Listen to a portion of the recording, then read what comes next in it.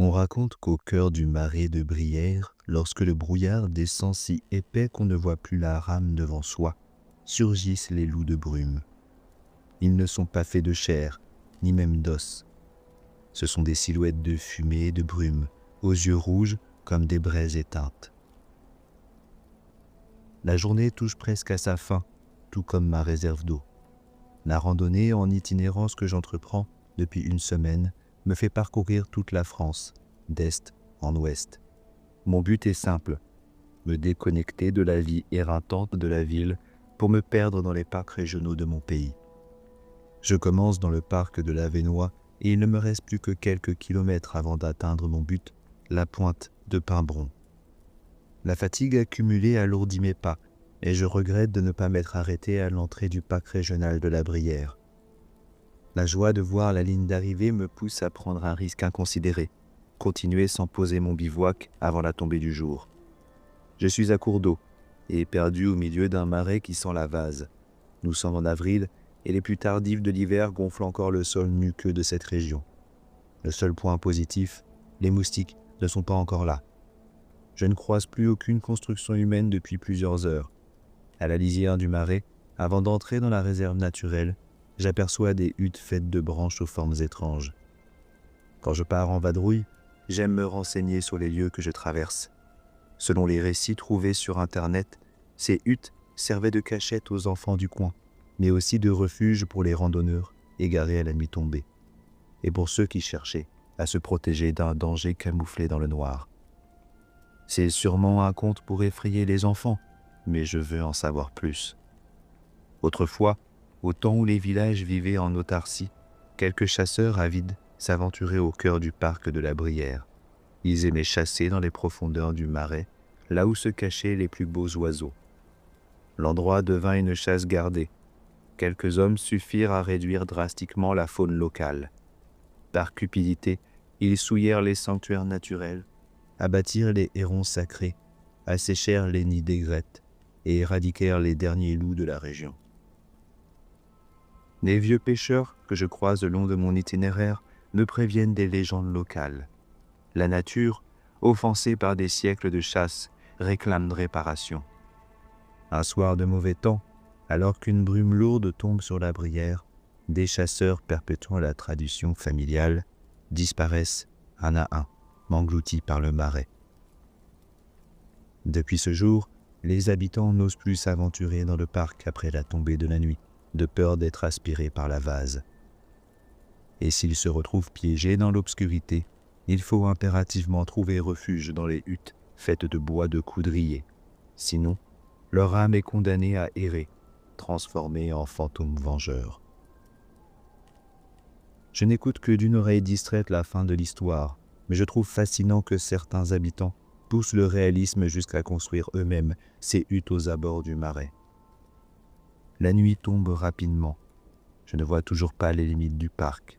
En revanche, je sens l'air marin. Je ne dois pas être loin de la côte, et donc de mon objectif. Je sais qu'au bout du chemin, je pourrai me reposer dans une chambre d'hôte ou à la baie d'Étoile, sur la plage. Le sentier sur lequel je marche disparaît sous l'eau. Impossible de garder les pieds au sec. De part et d'autre, le marais s'étend à perte de vue. Aucune lumière artificielle. Les nuages, poussés par les vents de l'après-midi, obscurcissent complètement le ciel. Si la lune est là, je ne peux pas la voir. Je dois continuer ma route à l'aveugle. Si je quitte le sentier, je risque de tomber dans un canal. Les animaux se sont tus. Le silence n'est brisé que par les clapotis de mes chaussures brisant la surface de l'eau. Évidemment, je n'ai pas de réseau. Heureusement, j'ai ma boussole. Il me suffit de suivre l'ouest. Bizarre, l'aiguille ne trouve pas le nord. Elle tourne frénétiquement. La voir perdre la tête me rend nerveux. Je la range dans ma poche et cherche un repère devant moi. Mais tout n'est qu'abstraction. Chaque arbre devient une ombre menaçante qui déforme la réalité. La tête me tourne. Je sens mes pieds s'enfoncer dans la vase. Je dois avancer. La lourdeur de mes chaussures imbibées d'eau ajoute de la fatigue. J'ai soif. J'ouvre ma gourde, je la penche vers mes lèvres. Rien. Elle est vide. Soudain, une lumière blanche fugace passe à la périphérie de mon œil droit. L'ombre d'un buisson s'agite, puis le silence revient. Un animal nocturne sans doute. J'avais l'espoir de voir apparaître un pêcheur tardif. Mes pensées se bousculent, prêtes à me faire dévier de la trajectoire et de mon objectif. Et si je m'arrêtais quelques instants pour me reposer, attendre que l'aube chasse ces silhouettes imaginaires qui me narguent dans la brume? Le couinement des choses que j'écrase au gré de mes pas devient mon seul compagnon. Les ampoules que j'ai aux pieds ont éclaté depuis longtemps, et la douleur s'intensifie à chaque pas. Mes yeux s'habituent à l'obscurité. Je distingue mieux l'horizon. Peut-être que je ne suis plus si loin. Alors que j'essaie d'extirper mon pied bloqué dans une branche, un brouillard inattendu enveloppe les alentours. Je ne le remarque pas tout de suite, c'est le froid qui m'alerte. L'humidité s'empare du haut de mon corps, me transperce. Je sens son étreinte glaciale. Un tremblement incontrôlable me parcourt, manque de me faire perdre l'équilibre, mais cela me réveille. Je dois sortir d'ici avant que mes jambes ne soient totalement engourdies. Je fais de grands moulinets avec mes bras. Je lève exagérément haut les genoux pour avancer aussi vite que possible. L'effort me fait transpirer, et le froid n'en est que plus mordant. Les éclaboussures que je crée projettent de l'eau dans toutes les directions, dérangeant la quiétude de la faune. Des criquets se réveillent. Leur cacophonie couvre un instant le bruit de mon acharnement. Finalement, j'atteins un sentier hors de l'eau. Mes chaussures se vident de plusieurs litres. Je me sens plus léger. Une vigueur nouvelle efface mon épuisement général. Alors que je marche dans ce qui semble être la bonne direction, un grognement effrayant résonne dans mon dos. Au prix d'un effort intense, je me rappelle la légende du vieux pêcheur rencontré avant d'entrer dans le marais. Si un soir de brume vous entendez des grognements étouffés et des pas lourds éclaboussant l'eau derrière vous, il ne faut surtout pas se retourner. Il faut fuir et trouver un refuge rapidement. Alors que ma mémoire vacille, des bruits de pas lourds éclaboussent l'eau derrière moi. Est-ce la fatigue qui me joue des tours? Ma curiosité me pique au vif. Je tourne lentement la tête. D'abord, je vois les vaguelettes provoquées par les pas. Elles viennent de l'endroit où je me débattais contre la vase, il y a quelques minutes à peine.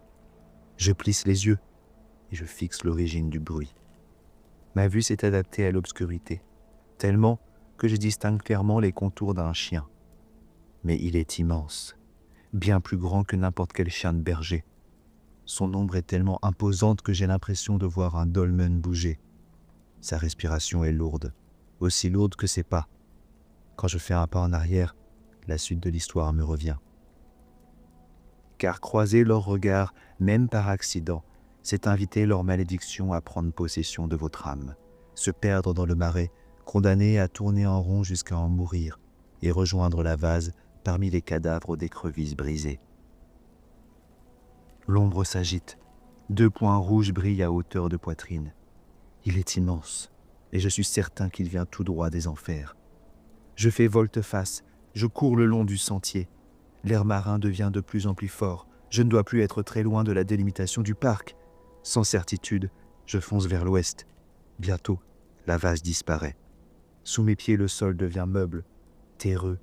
Je dois être proche de la fin. Mes poumons brûlent. Je me sens ridicule d'avoir craint le noir. Et pourtant, ces 2 yeux rouges, je les ai vus. Je marche d'un bon pas. Le sol se couvre d'aiguilles de pin. Me voilà arrivé à Pimbron. L'iode et l'embrun remplacent l'odeur de vase qui me colle aux narines depuis des heures. Soudain, une douleur intense traverse mon pied. Je suis obligé de m'arrêter. J'entends à nouveau des pas derrière moi. Je me retourne. Personne. J'en profite pour regarder mon pied. Une aiguille de pin a traversé ma chaussure pour se planter dans mon ampoule à vif. Je la retire en étouffant un juron, puis je repars, en jetant des regards inquiets à la végétation. Le vent souffle dans mon dos. Je peux entendre distinctement des pas calés sur les miens. Je m'arrête. Je ne me retourne pas. Les bruits cessent aussitôt. La bête est là. Elle me suit. Elle calque ses mouvements sur les miens. La peur me fait transpirer.